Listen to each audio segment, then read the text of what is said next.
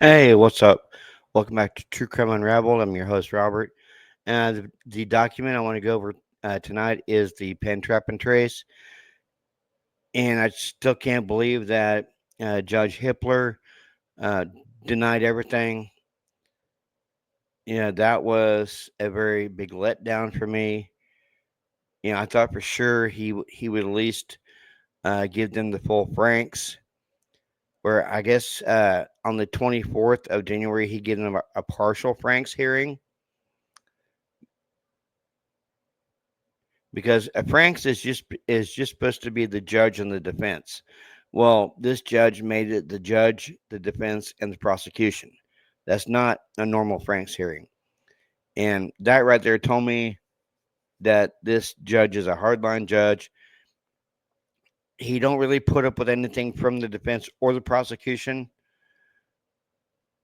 and I honestly thought that he was really weighing towards the Franks and was going to grant the Franks, but no. He denied the Franks and all the emotions to suppress today.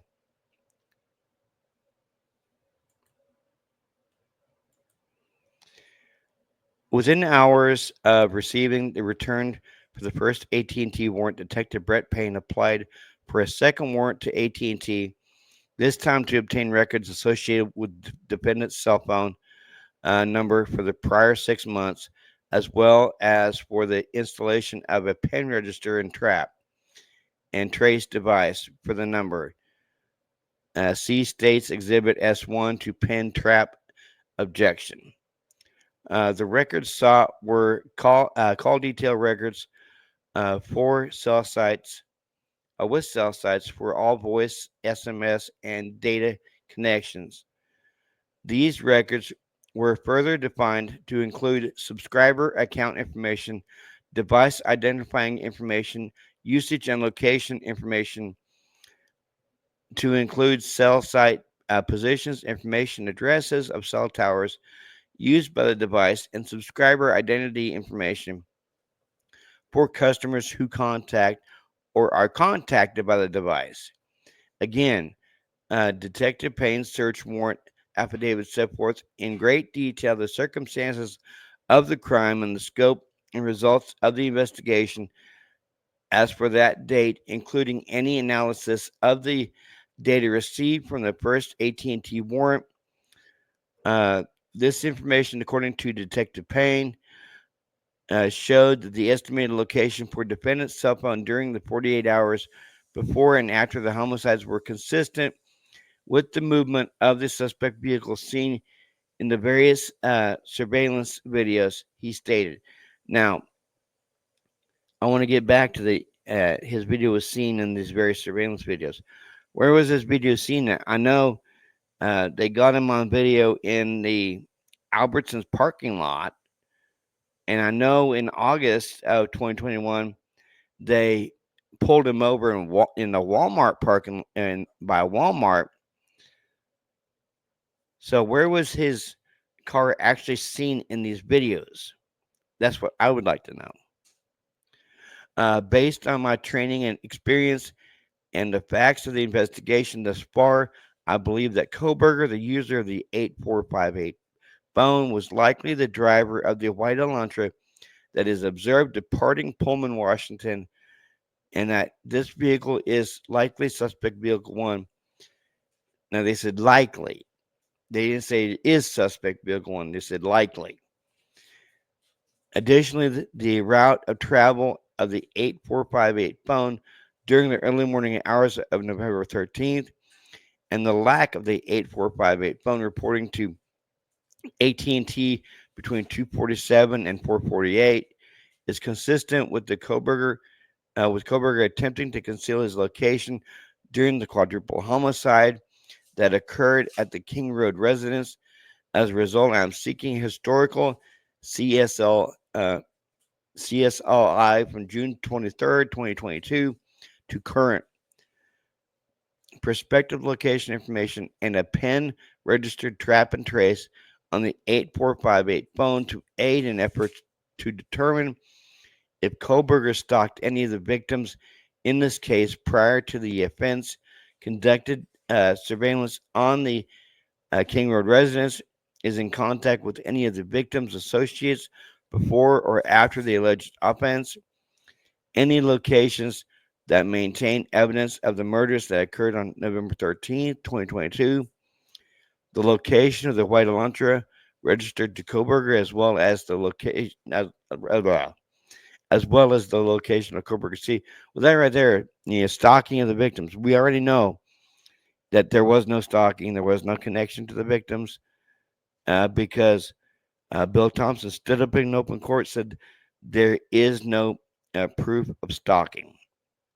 There is no connection to the victims. There is no motive.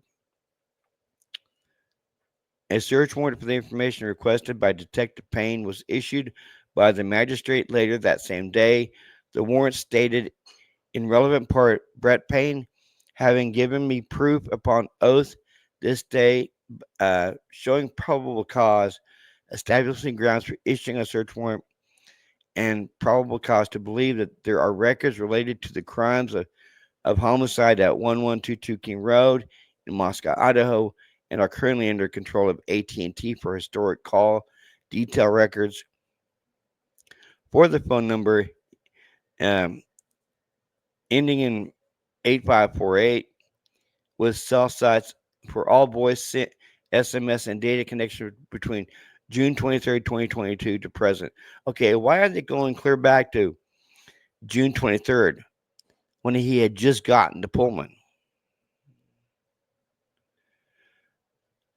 The warrant then sets forth each of the categories of data outlined by Detective Payne in a search warrant affidavit.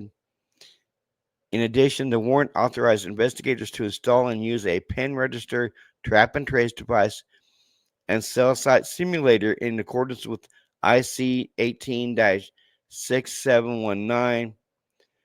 Once issued, Detective Payne set the pen trap warrant to the FBI for service since the FBI hosted the pen register portion of the warrant. See Exhibit S.2. Agent Balance then served the warrant on AT&T on behalf of the Moscow Police Department. Defense Exhibit B to pen trap reply. Detective Payne's search warrant affidavit supporting the pen trap warrant was not served with the warrant. However, the return was provided to Agent Balance, who had access to the search warrant affidavit in reviewing the return. Okay, so Brett Payne messed up again. The pen trap warrant was not served with the warrant. Okay, so if it's a pen trap warrant, why aren't you not serving it with the warrant?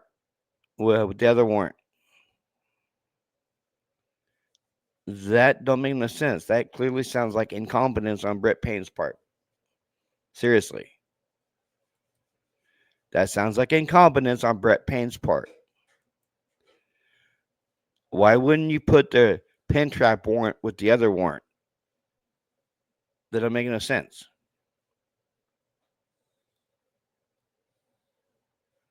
It is Brett Payne we're talking about here, guys.